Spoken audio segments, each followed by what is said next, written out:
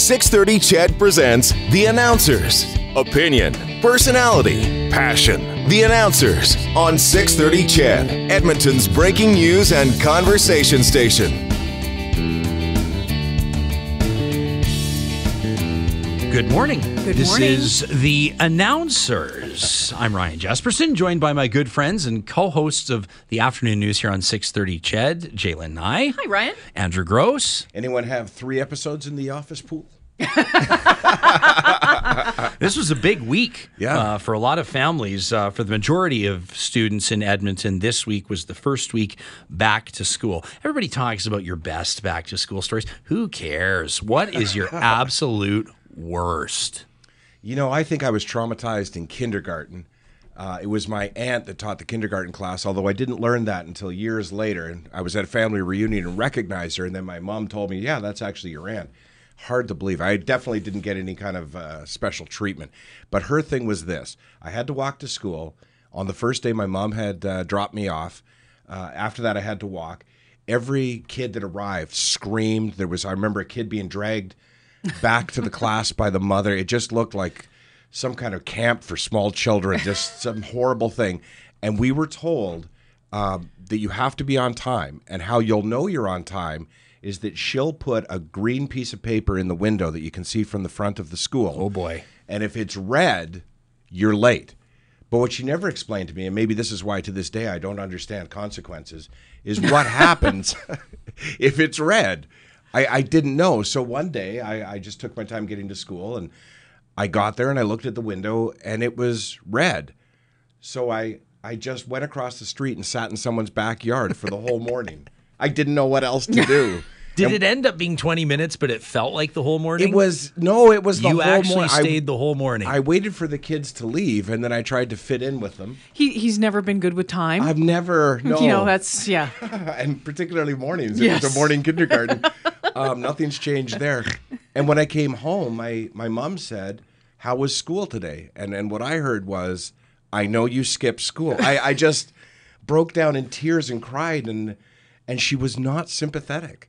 She was just like, well, we're going to have to get up earlier tomorrow. We're going to have to go apologize to Mrs. Hubble. I hated school from that moment on. Wow. What grade was that? Kindergarten. Oh, my gosh, from the get-go. That's a tough start out of the gates. Oh, she was a militant dictator that woman. Jeepers. I wondered what where you were you going to were say. going. Yeah, I thought about it too. Isn't it interesting in a sentence describing someone that dictator is actually the more preferred vernacular? Exactly. Yeah. What about you? I thought You were about out in Ontario, right? Yeah, we were in Ontario, and, you know, as a little girl, I always just, you know, one of the things I remember is, you know, picking out your clothes, the clothes that you were wearing on the first day of school. That was a really, really big thing. I started kindergarten when I was 4. I was early, and I posted a picture up on my Facebook page the other day, and so if you're friends with me on Facebook, you can go and check it out. And it's this little blue dress, and it has a big red bow tie, and I have the neat white knee socks, like all the way up, black patent leather shoes, but the skirt barely covers my butt. Wow. And I said to my mom the other day, I said, Mom, what were you thinking about this? She said, oh, no, well, that was the style back in 1974 or 75, whenever this was. I said, okay, and then I put a picture from grade 1 up. And the grade 1 picture was obviously when my parents started letting my babysitter cut my hair because it looked like a cow had licked it all over the place. A yellow turtleneck and a green jumper with Winnie the Pooh on the front. Aww. And I thought, and my mom said to me the other day, and I think that's one of the fun things about finding these old pictures and seeing it. My mom says, I remember how much you loved that jumper. You loved that outfit.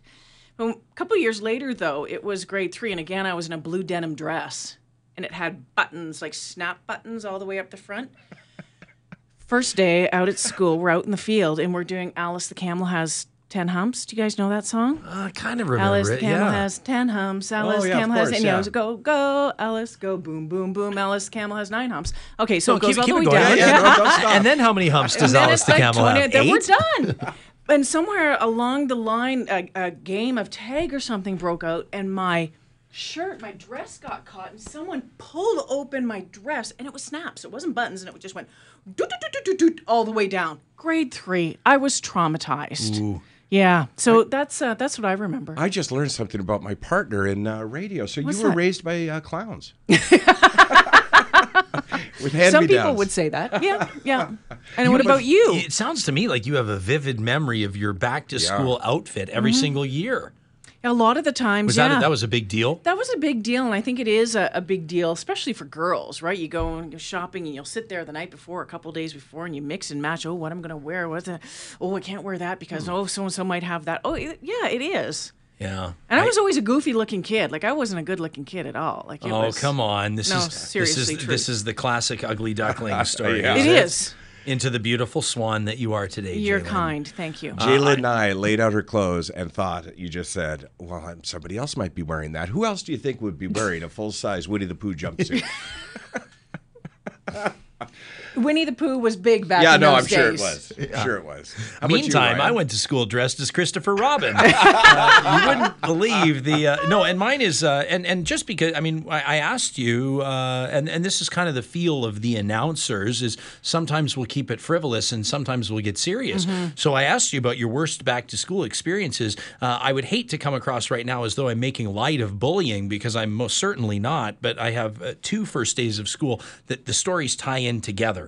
One of them was grade 7, the first day in junior high, and my bully, I call him that because he was my bully for all of my growing up years. My bully met me on the playground and in front of everyone chased me down and tripped me as a matter of fact, and punched me in the spot where you least want to be punched and leaned down. This kid was in grade 8. I mean, he had the mind of a finely tuned criminal already. He leaned down and he whispered into my ear, "This is going to keep happening." I'll never forget. Let's fast forward to grade 10. On I go to a brand new high school down in Calgary, Henry Wise, with 1,600 students, a big school. And I'm coming out of a small private school, don't know many people. As a matter of fact, I barely knew anybody. Well, who shows up at the bus stop on day 1? My bully. And this time he had a carton of eggs with him. And so I ran. And of course, keep in mind, I don't know anybody there yet. So already I'm deciding fight or flight. Yeah. Fight or flight. If I fight, I can send a message, but this guy's going to tune me up in front of 200 kids. Flight, so I tried to run. Again, got me, and in front of 200 of my future classmates and high school mates, this guy egged me, and I rode the bus home that day, dripping with shell and yolk and white, and to this day, it still bugs me. To this day, I'm not saying I'd like to see the guy to knock his teeth out, because I certainly wouldn't condone that on the radio, though I would condone kids knowing how to defend yourself and defending yourself enthusiastically. But I'd like to have a chat with that guy today and wonder if he's aware that even 30 years later, when people talk about bullying, his name is still forefront on my mind. And isn't that something else? Because you know what? Friends of mine, their daughter is going through bullying really, really badly right now. All last year, starting this year, new school to the point where mom had to go to the principal again to say, okay, you know what? Enough's enough. If this continues, I'm going to the police. Like, it is getting really, really bad. And the school's saying, okay, we're going to do something, but they're not really doing anything. But these days, kids are it's not only the abuse like you had, the bullying like you had, but the social media abuse. It's way just worse. Instagram and Facebook or whatever it is. I can't believe what, my friend's 12, 13-year-old daughter is going through. I'm shocked that another girl at that age would be doing that. Yeah, I've certainly seen a lot of that with kids growing up in their teens through this internet age. By the way, I just need to ask on your story. My heart skipped a beat for you there for a second. But were you wearing a one-piece Winnie the Pooh outfit? That may have been it, Yeah, Andrew. see, that'll attract trouble. Most people suggested that by grade 10, I should not be wearing the yellow turtleneck with the green Winnie the Pooh It jumper. was cute. It is awful. Now, I'm curious. You say you'd like to see him. I had a bully that bullied me for a number of years at about the same time, grade 7. And I was new to the school. And it's the worst. You move to a new town, and the bully picks you out, and you have no friends. There's no allies at all. But I'm curious, why do you want to talk to him? Do you want to just ask him why he did that? Or do you want to just tell him, you affected my entire education? The honest answer that I should not say on the radio right now is that my career's taking off and his business just went out of business. So you've kept... And I'd like to look him you've in the kept face track and of him. smile at him. Yeah. Oh, yeah. Oh, I've kept track. You better believe I've kept track of him. Of course. And not in a Steve Buscemi smearing lipstick all over his face kind of a way.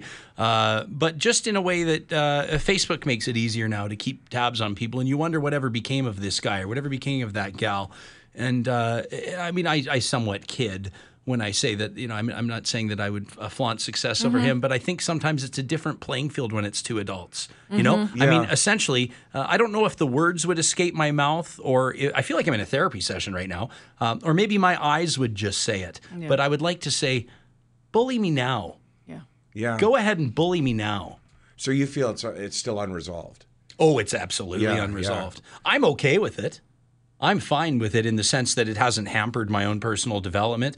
But I will tell you that when I hear a parent call into the Ryan Jespersen show, weekdays from 9 to noon here on 6:30 CHED, or on the afternoon news with you guys, or when somebody talks about bullying or when we have anti-bullying advocates, it's something that I take seriously. It's not, you know, I mean, the other day we were talking about a listener, as a matter of fact, sent us an email. We got into the mailbag. This listener said, I was just subjected to cyber stalking and cyber bullying. Right. And they're talking about how this was a real wake-up call for them. They approached their MLA. The MLA is doing what he or she can. They didn't identify who it was or what riding, but they also indicated that the MLA encouraged them to become an ally, to become an advocate. And this person said, I'm going to take that yoke and I'm going to go with it.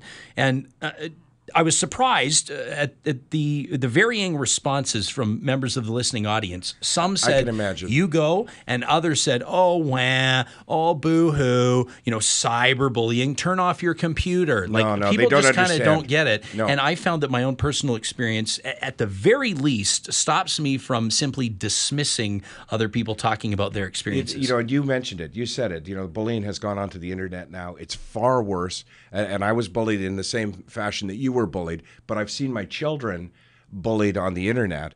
And I'll tell you what, it goes to their core. It embarrasses them, humiliates them. It's awful. And parents, I find for the most part, it's funny how it's maybe not a coincidence that the parents of bullies are weak. You know, I don't go to the principal of the school, and I phone the parent and say, as one father to another father, this is what your child has been putting on the internet about my child, and get a response like, what are you going to do, you know? Kids will be kids. Yeah, what do you mean, what are you going to do? Yeah. If it was my kid, I'd do a lot. So what do you tell your children? You know, what did you tell Hunter and Maddie? And Ryan, I'm curious to know what you'll tell Wyatt when he's older. Well, let's start with someone that's already done it. Well, I mean, with regard to bullying, here's the thing, and I've learned a lot really from doing radio, to be perfectly honest with you. I mean, from before the time I was in radio, I would just tell my kids the same thing my parents told me: just treat others the way you'd have them treat you. I always wanted my kids to be playground heroes. If not only if it doesn't affect you, but if it affects somebody else, and typically your kids will do what you do, not what you say. So they'll follow your actions. And I know that my son, Hunter, broke up a fight in the playground and from a bullying somebody like yourself. Now, he's a black belt in Taekwondo, but he did not use that. He used his words. And, you know, I got a phone call from the principal saying, well, you know, your son, you know, thankfully he didn't get in a fight. Obviously, he knew, you know, there would be trouble if he did. And I was like, oh, no, it would not be trouble for him if he did. He's just smart enough and confident enough that, you know, he didn't have to fight. But with my daughter, she broke up with her first boyfriend at, you know, whatever age, 13, 14 years old. Well, he went on the internet and completely trashed her reputation, Yeah, it was awful. It was awful. I mean, just graphic descriptions of what he in his mind had done with her and what she does with other boys and this sort of thing. And I went straight to the mom and I started reading the posts. And the first one was so horrific to the mother that she was like, oh my God, I don't need to hear any more of this. And I said, no, my daughter had to read these. So you're going to sit there while I read them to you. Mm-hmm. And I read every single one until she was in tears on the other end of the phone that her boy would have done those posts. Then she put him on the phone, and I had a different conversation with him. I understand you're young. I understand you don't know anything about relationships. I understand you've made a mistake here. So those are going to come down off the internet.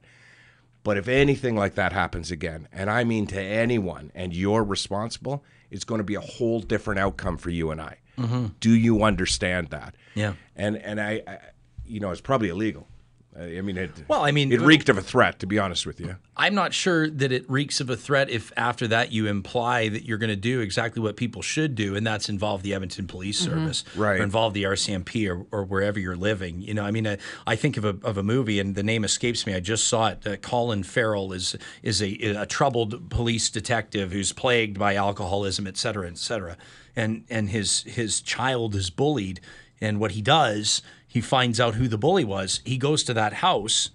The father answers the door. Colin Farrell asks him to bring the son out. The son comes out, Right. and then Colin Farrell beats up the dad in front of the son. True Detective. Was that True Detective? Yeah. Oh, right. Yeah, episode 1. Never got past episode 1 on that series. And essentially, these are the consequences of your actions. Now, I think it would be irresponsible for us here on the announcers to imply that violence is a solution for bullying, because I don't believe that it is. But I also do believe, like you said, that there's a differentiation between self-defense and violence or aggression. On one hand, I wish I would have been able to better defend myself.